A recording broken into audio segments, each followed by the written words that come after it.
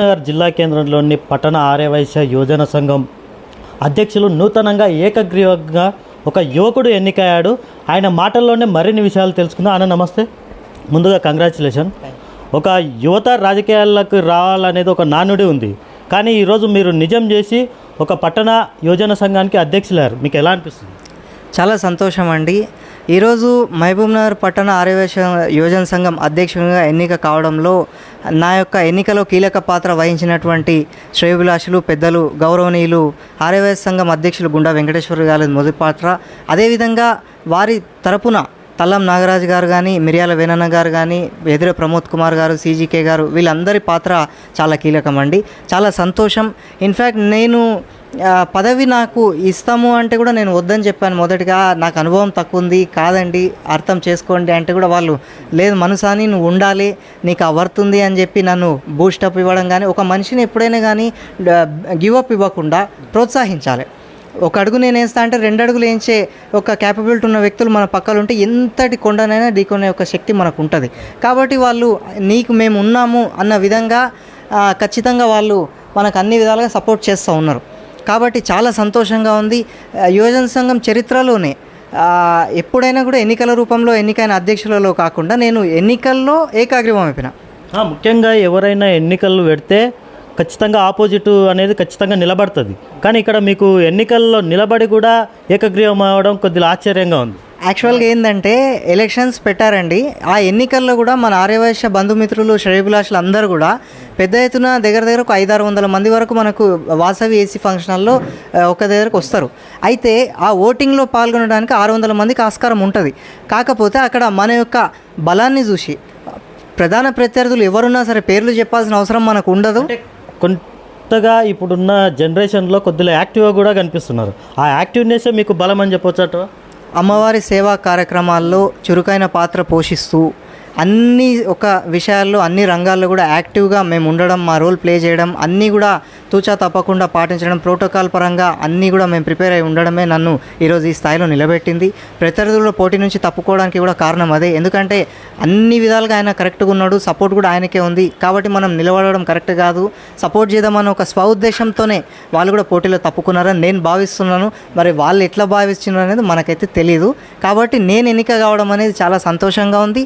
నేను మీ ఛానల్ ద్వారా కూడా నాకు ఓటేసిన ప్రతి ఒక్కరికి మద్దతు తెలిపిన ప్రతి ఒక్కరికి కూడా ఒకటే చెప్తా ఉన్నా, నన్ను నమ్మి ఇంత పెద్ద భారాన్ని, ఇంత పెద్ద బరువు బాధ్యతలను నా మీద పెట్టినందుకు చాలా సంతోషంగా ఉంది. ఈ 2 సంవత్సరాల నా పదవి కాలంలో మేము నమ్మకాన్ని వమ్ము చేయకుండా పనిచేస్తానని కూడా భరోసా ఇస్తా ఉన్నా. అయితే ముఖ్యంగా రాబోయే రోజుల్లో పండుగలు కూడా చాలా రాబోతున్నాయి. అయితే ముఖ్యంగా మీ ఆధ్వర్యంలో మాతకు ఎలాంటి ప్రోగ్రాంలు చేయబోతున్నారు, ఎలా ప్రచారం చేయబోతున్నారు? ఈ 2 సంవత్సరాల కాలంలో రాబోయే పండుగలు కానివ్వండి, శుభదినాల్లో కానివ్వండి, యువజన సంఘం అధ్యక్షునిగా నేను చేయవలసిన బాధ్యతలు నా మీద ఉన్నాయి.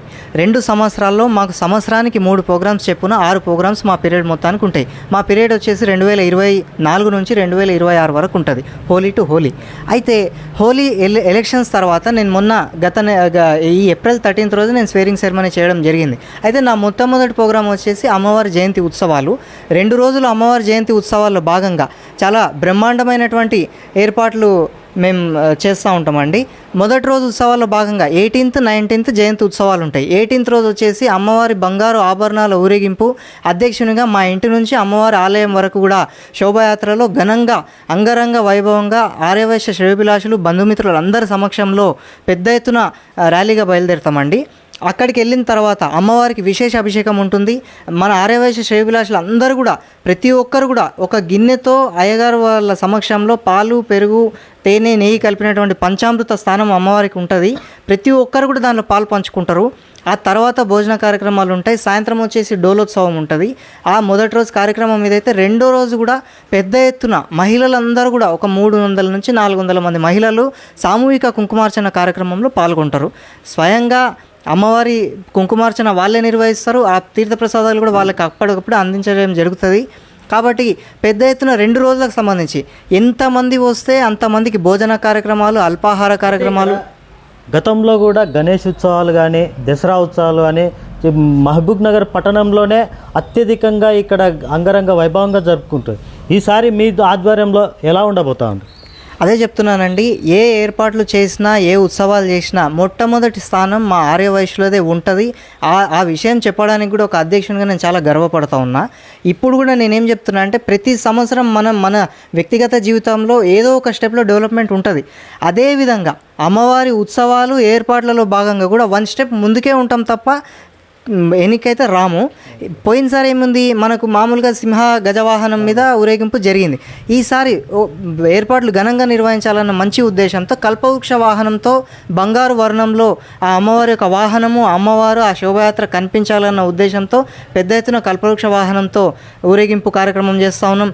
డెకరేషన్ మార్చుతాము, పెద్ద ఎత్తున భోజన ఏర్పాట్లు చేస్తాము. 100 మందికి ఎక్కువనే చేస్తాం తప్ప తక్కువైతే చేయము. ఎందుకంటే వచ్చిన ప్రతి భక్తుడు కడుపు నిండా తీర్థప్రసాదం తీసుకొని పోవాలన్న ఉద్దేశమే మాకు ఉంటుంది తప్ప ఎవరిని కూడా నొప్పించాలనో ఎవరిని తక్కువ చేయాలనో లేదండి. ఇంకా ఏమన్నా మా బాడీ మెంబర్స్ కూడా ఎవరన్నా ఉండి మా ఉద్దేశం ఇది, మీరు ఇది చేయండి అంటే కూడా ఆల్వేస్ వెల్కమ్. ఇంకా ఏర్పాట్లు హై లెవెల్లో చేస్తాం తప్ప ఎక్కడ కూడా తగ్గించే ఉద్దేశం అయితే లేదు. అయితే ముఖ్యంగా ఆర్యవైశ్యులు అనేవారికే రాజకీయ నాయకులకు వెనకాల ఉండి ప్రోత్సాహం ఇస్తూ ఉంటారు. మీకేమైనా అలాంటి ముందుకొచ్చి రాజకీయాల్లో ఏమైనా పోటీ చేయాలని కానీ రాజకీయంగా ఎదుగుదల ఏమైనా ఆశిస్తున్నారా? తప్పకుండా అండి. ఇప్పుడు యువజన సంఘం అధ్యక్షునిగా ఎన్నికైన మొట్టమొదట్లోనే నేను గౌరవ మహబూబ్ నగర్ శాసనసభ్యులు ఎన్ఎం శ్రీనివాసరెడ్డి గారిని ప్రోటోకాల్ పరంగా కలవడం జరిగింది. సార్, మీరు నా స్వేరింగ్ సెరమనీకి రండి, మీరు పెద్దలు, నాకు మీరంటే చాలా ఇష్టం అని చెప్పడం జరిగింది. వ్యక్తిగతంగా చెప్పాలంటే సంఘాన్ని పక్కకు పెడితే రాజకీయాల్లో నాకు కూడా మంచి ఆసక్తి ఉంది. బట్ సరైన సమయంలో సరైన నిర్ణయం తీసుకోవాలన్న ఉద్దేశంలోనే నేను ఉన్నాను. అది కూడా రాబోయే రోజుల్లో మీరు చూస్తారు. ఎమ్మెల్యే గారు కూడా గవర్నమెంట్ పరంగా, ప్రోటోకాల్స్ పరంగా అన్ని విషయాల్లో మనకు మంచి సహకారం అందిస్తూ ఉన్నారు. దీనికి కూడా ప్రత్యేకమైన కృతజ్ఞతలు మా కమ్యూనిటీకి సంబంధించిన వ్యక్తి బేజుగం రాఘవేందర్ గారు గవర్నమెంట్ హాస్పిటల్ డెవలప్మెంట్ కమిటీ మెంబర్గా ఉన్నారు. ఆయన గారి ద్వారానే మేము సార్ని కలవడం జరుగుతుంది ప్రతి విషయాల్లో కూడా. అన్నగారు కూడా మనకు అన్ని విధాలుగా సహకరిస్తున్నారు. ఫోన్ చేసి అన్న అంటే నేను ఉన్న విధంగా ఆయన రెస్పాన్స్ మనకి ఇస్తూ ఉన్నారు. కాబట్టి ఎమ్మెల్యే గారు సపోర్టు, అండదండలు అన్నీ మాకు ఉన్నాయి. నాట్ ఓన్లీ ఎమ్మెల్యే గారు, బీజేపీకి సంబంధించిన అరుణమ్మ గారు కూడా మంచి సంబంధమే ఆమెతో కూడా మనకుంది. ఏ కార్యక్రమాన్ని పిలిచినా వాళ్ళు వస్తూ ఉన్నారు. టీఆర్ఎస్కి సంబంధించిన గౌరవ మాజీ మంత్రివర్యులు వారితో కూడా మంచి సంబంధాలే ఉన్నాయి, వాళ్ళు కూడా వస్తూ ఉన్నారు. కాబట్టి రూలింగ్లో కాంగ్రెస్ పార్టీ ఉంది కాబట్టి ఎమ్మెల్యే గారికి ప్రోటోకాల్ పరంగా మొట్టమొదటి ప్రిఫరెన్స్ మనం ఇవ్వడం జరుగుతుంది.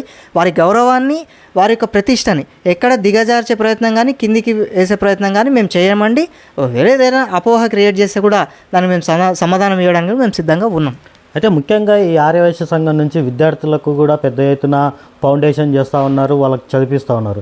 అదేవిధంగా బయటి వ్యక్తులకు కూడా ఏమన్నా ఆలోచన చేస్తున్నారా మీ ఆధ్వర్యంలో వాళ్ళకు సహాయం అందించాలని కూడా? తప్పకుండా చేస్తున్నామండి. ఈ మా ఆర్యవైశ్య సంఘానికి సంబంధించి 6 అనుబంధ సంఘాలు ఉన్నాయి.